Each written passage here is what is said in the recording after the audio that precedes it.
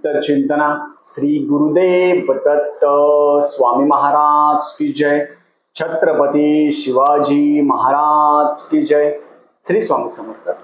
आज मी आपल्याला सत्यनारायण पूजन कधी करावं, सत्यनारायण पूजन कोणी करावं आणि आपली कितीही आर्थिक समस्या असेल, आर्थिक प्रॉब्लेम असेल, कर्जबाजारीपणा असेल, काही असेल, आर्थिक मध्ये पैशाची चणचण असेल तर सत्यनारायण पूजन आपण कमीत कमी किती पौर्णिमा करायला पाहिजे त्याच्याबद्दल मी आज पूर्ण माहिती सांगणार आहे। चॅनलवर पहिल्यांदा आला असेल तर अवश्य सबस्क्राईब करा, म्हणजे येणारे नवीन व्हिडिओ श्री स्वामी समर्थ महाराजांचे गुरुचरित्राचे आणि नवनाथ पारायणाबद्दल माहिती भेटेल।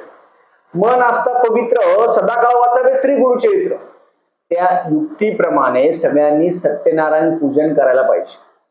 प्रत्येक पौर्णिमेला, आज पौर्णिमा आहे, आज तुम्ही संध्याकाळी म्हणजे प्रदोष काळी संध्याकाळी 6-6:30 वाजता तुम्ही सत्यनारायण पूजन करायला पाहिजे घरच्या घरी, किंवा श्रावणामध्ये ब्राह्मणाच्या हातून आपण सत्यनारायण पूजन करायला पाहिजे। मग हे सत्यनारायण पूजन का बरं करायचं? ज्यांच्या घरामध्ये आर्थिक चणचण असेल, पैसा टिकत नसेल, कर्जबाजारीपणा असेल, ह्या सगळ्या गोष्टी असेल तर तुम्ही प्रत्येक पौर्णिमेला घरच्या घरी सत्यनारायण पूजन मांडणी केली, गणपती पूजन असेल, नवग्रह पूजन असेल, सत्यनारायण पूजन असेल, तर तुम्ही यांचं जर पूजन केलं, सत्यनारायण पूजन जर केलं तर तुमच्या घरामधले जे दोष असतात ते दोष कमी होत असतात। असे खूप जण आहेत जे खूप सेवेकरी आहेत, ते म्हणतात दादा आम्ही 12 पौर्णिमा संकल्प केला होता की 12 पौर्णिमा सत्यनारायण पूजन करायचं, पण 12 पौर्णिमामध्ये त्यांचं घरातलं जे वातावरण आहे ते बदललं, कारण की 12 पौर्णिमा सलग सेवा करायची आहे असं खूप जण म्हणतात। मग आम्ही सेवा केली पण आम्हाला अनुभवच नाही आला असं खूप जण म्हणणार आहे। कसं आहे, कोणतीही गोष्ट ही तुम्हाला सलग करायला पाहिजे। तुम्ही काही काळ करणार, मध्ये बंद करून टाकणार, जीवावर येणार, तसं नाही। कोणतीही गोष्ट जर तुम्ही प्रामाणिकपणे जर केली त्या गोष्टीचा तुम्हाला अनुभव येत असतो। तसं सत्यनारायण पूजन आहे ते तुम्ही प्रत्येक पौर्णिमेला करायचं आहे। पौर्णिमेला सत्यनारायण पूजन केल्यानंतर तुम्ही तो जो प्रसाद आहे तो घरच्या घरी आपण खायचा। सत्यनारायणचे 5 अध्याय आहेत ते वाचायचे।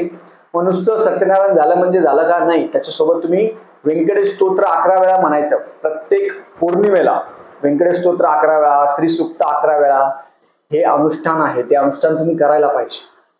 किंवा सत्यनारायणच्या समोर तुम्ही ही सेवा करायला पाहिजे, व्यंकटेश स्तोत्र, श्री सूक्त, पुरुष सूक्त, ह्या गोष्टी करायला पाहिजे। प्रदोष काळी करायला पाहिजे। आता खूप जण म्हणणार मग आम्ही वेगळे राहतो, आम्ही हे राहतो, आम्ही ते राहतो। तुम्ही कुठेही राहत असाल, कसेही राहत असाल, तर प्रत्येकाच्या घरामध्ये सत्यनारायणचं पूजन प्रत्येकाने करायला पाहिजे। त्याला खर्च जास्त येत नाही, पण श्रावणामध्ये ब्राह्मणांच्या हातून तुम्ही सत्यनारायण करायला पाहिजे। कसं असतं, प्रत्येक गोष्ट प्रत्येकाने केलेली चांगली असते। समजा एखाद्या डॉक्टरचं काम आहे, त्या डॉक्टरनेच ऑपरेशन करायला पाहिजे। आपण म्हणणार मग आम्ही केलं तर चालेल का? तसं चालेल का? नाही, प्रत्येक जण एक्सपर्ट असतो त्या विभागामध्ये। म्हणून मग प्रत्येक श्रावणामध्ये तुम्ही ब्राह्मणाच्या हातून सत्यनारायण पूजन करून घ्यायला पाहिजे एकदा तरी, आणि बाकीच्या वेळा तुम्ही स्वतः जरी केलं तरी चालेल, काही प्रॉब्लेम नाही। हे सत्यनारायण पूजनचे हे व्रत आहे, हे जर खूप जण असे आहे की ते रोज श्रावणामध्ये रोज सत्यनारायण पूजन करता, रोज मांडणी करता, रोज फुलं चेंज करता आणि रोज अध्याय वाचता, त्यांचे न होणारे काम आहे। खूप जणांचे डिवोर्स असेल, खूप जणांचे लग्न होत नसेल, खूप जणांना जॉब होत नसेल, ह्या सगळ्या गोष्टी आहे। तुम्ही सत्यनारायण पूजन जर रोज केलं तर तुम्हाला त्याचं फळ भेटत असतं, पण हे कंटिन्यू पाहिजे। प्रत्येक अमावस्याला किंवा प्रत्येक पौर्णिमेला, अमावस्या म्हटलं मी, प्रत्येक पौर्णिमेला तुम्ही सत्यनारायण पूजन करायला पाहिजे। घरच्या घरी पौर्णिमेला सत्यनारायण पूजन करायचं। आणि पौर्णिमेच्या दिवशी विशेष सेवा म्हणजे काय, त्या दिवशी आपल्या घरामध्ये प्रत्येकाचा देवीचा टाक असतो, टाक असेल, मूर्ती असेल, त्याला अभिषेक करायचा।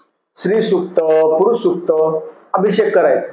तुम्ही जर कोणत्याही ठिकाणी गेला तीर्थक्षेत्रावर, बघा तिथं अभिषेक कसा होत असतो, देवीचा अभिषेक असेल, आपण जर माहूर गेला, माहूर, तुळजापूर, वणी असेल, कुठेही गेला आपण तर अभिषेक कसा होतो, श्री सूक्त, पुरुष सूक्त, ते ब्राह्मण म्हणत असतात।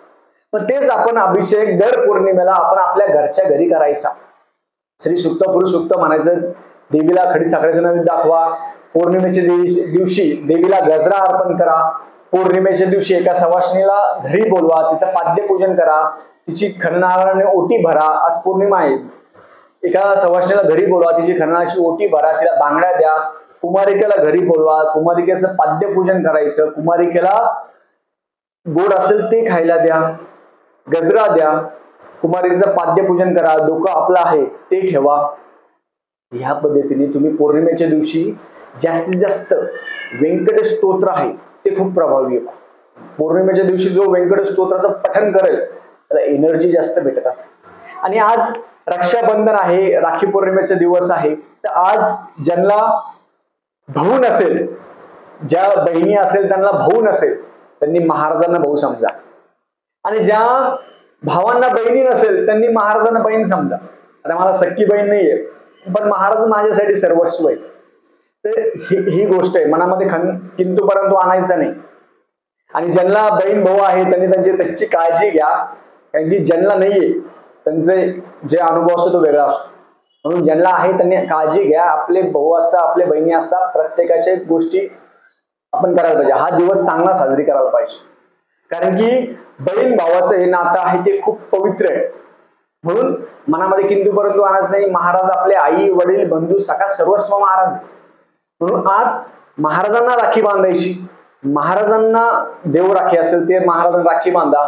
ती जी राखी असेल तर उद्या ती राखी महाराजांना बांधलेली राखी आहे ती आपल्या भावाला बांधू शकता किंवा आपण बांधू शकतो. म्हणून आजच्या पौर्णिमेच्या दिवशी प्रत्येकाने सत्यनारायण पूजन करा. जेवढं जमेल तुम्हाला तेवढं करा, किंवा नाही जमलं तर सत्यनारायणचे 5 अध्याय तरी प्रत्येकाने वाचा, कमीत कमी 5 अध्याय. झालेली सेवा मी महाराजांच्या रुजू करतो आणि माझ्या सर्व बहिणींना रक्षाबंधनाच्या हार्दिक खूप खूप शुभेच्छा. श्री स्वामी समर्थ. असंच माझ्या पाठीशी राहावं, असंच मला आशीर्वाद द्यावा. झालेली सेवा मी महाराजांच्या रुजू करतो. श्री स्वामी समर्थ.